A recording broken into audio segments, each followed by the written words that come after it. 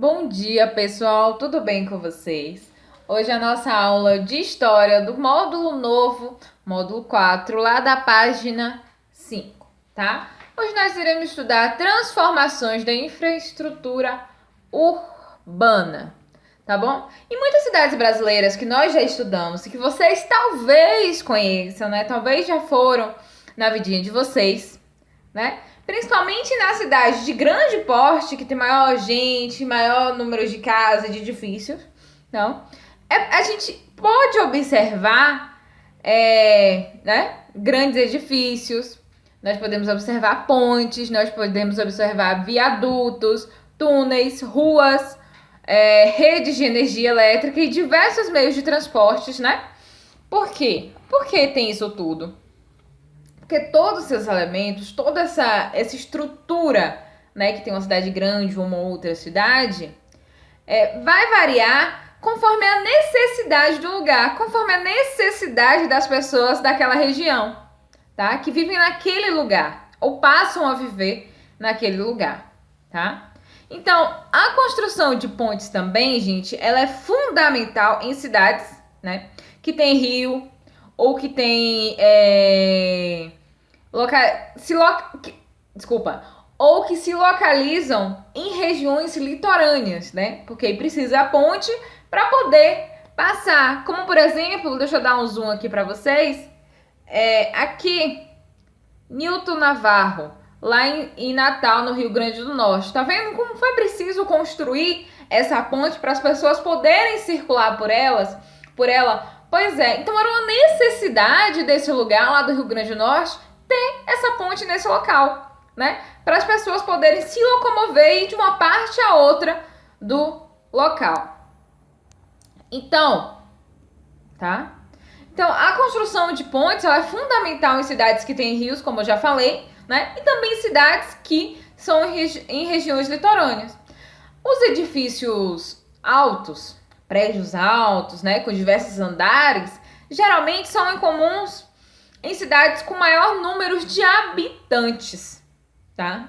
Ou por um maior número de habitantes com uma grande população, né? Pois ela precisa abrigar esses moradores. Então, como não tem como se crescer para os lados, ela vai crescer para cima. Então, ela vai construir, a necessidade dela é que construa, né, novos edifícios e cada vez mais edifícios mais altos, porque não tem mais espaço para se construir, para crescer para os lados. Então, precisa crescer para cima. Então, cada vez mais vão ter edifícios mais altos, tá?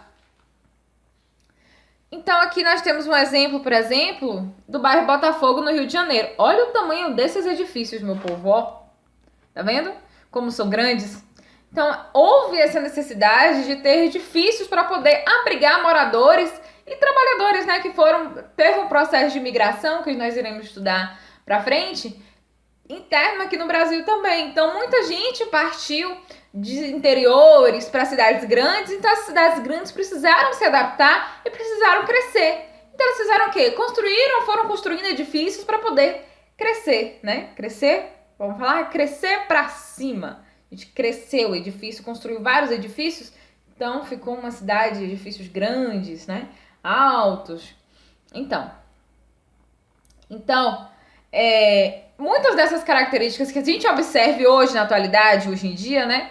São transformações que ocorrem ao decorrer do tempo, né?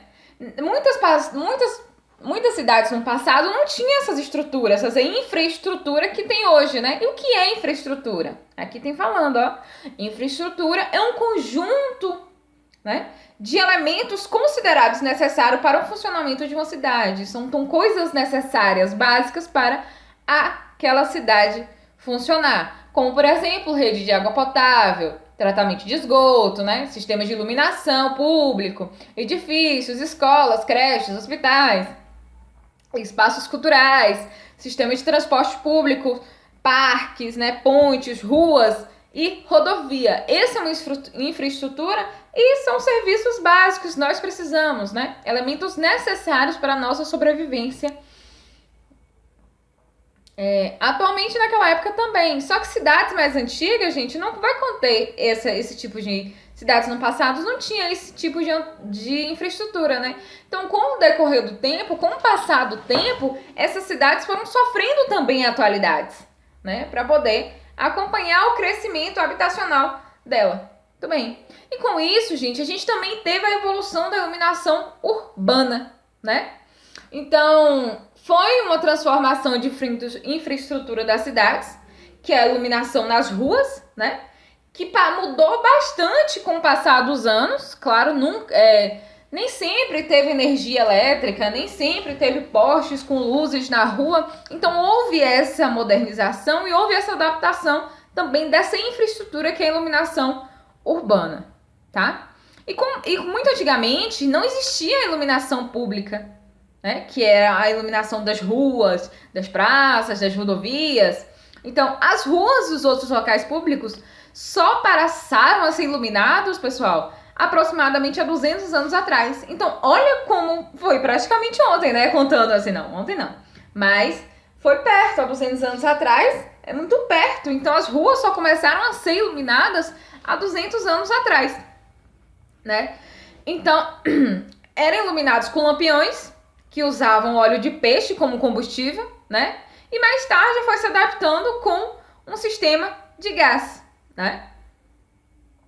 Então, a iluminação pública, ela é um serviço que ele tem a obrigação e objetivo de fornecer a luz artificial em locais públicos, né? No período da noite, claro, porque não é o horário que não tem iluminação, até mesmo durante o dia, se necessário, mas geralmente não é necessário. Então, a iluminação fica, deixa eu aumentar aqui a luz para vocês, porque eu tô meio escura na câmera. Geralmente, a iluminação é à noite. Então, deixa eu adiantar, que senão não vai dar tempo. Então, os lampiões aqui, ó, homem repondo gás no lampião, tá vendo? Esses lampiões, que eram antigamente iluminação pública, eles eram acesos manualmente. Então, aqui, ó, aqui ele tá repondo gás, mas ele ia lá, uma pessoa era responsável para ir lá todos os dias em um horário. Quando começasse a escurecer, a pessoa ia lá acender o lampião, né? Então, os lampiões eram acesos manualmente todas as noites, né, por trabalhadores contratados somente para isso, e eram chamados de acendedores de lampião. Bem conveniente, né? Claro que hoje em dia essa profissão também está extinta, não existe mais, porque a gente não precisa mais de lampião nas ruas, né? A gente tem energia elétrica que acende lá automaticamente, todo dia, num determinado horário do dia. E aqui nós temos uma breve história da iluminação no Brasil. Antes das chegadas, ok, a prova vai ler essa partinha, essa historinha, tá? Antes da chegada dos portugueses às terras que tomaram os Brasils, os indígenas usavam fogueiras e a claridade da lua como fonte de iluminação. Depois, após a chegada dos portugueses e o surgimento das primeiras cidades no Brasil, a população passou a usar velas feitas com gordura animal para iluminar o interior das fachadas da casa. Agora que o terceiro. E há aproximadamente 200 anos, começaram a ser instalados lampiões à base de óleo nas ruas de algumas cidades brasileiras. Depois, com o passar do tempo e o crescimento das cidades, os lampiões que antes funcionavam com óleo passaram a ser a gás. São Paulo foi a primeira cidade a ter um sistema de iluminação a gás, em 1854. Aqui no 5. Com a invenção da lâmpada elétrica, em 1879, a iluminação pública de várias cidades do mundo foi mudando. No Brasil, a primeira cidade a ter iluminação elétrica foi a cidade de Campos, lá no Rio de Janeiro, em 1883. E aqui agora, nos dias atuais, a iluminação pública é um item fundamental para avaliar se uma cidade tem uma boa infraestrutura, né? Nas cidades da atualidade, as luzes dos espaços públicos são usadas também em placas informativas, como propagandas, ou para enfeitar e valorizar a paisagem da cidade. Então, olha, gente, a evolução, né? Antes eram lampiões acesos com óleo. Hoje em dia a gente já tem toda uma estrutura de energia elétrica que, a partir de um determinado momento, a partir de um determinado horário da tarde, ele se acende sozinho, né?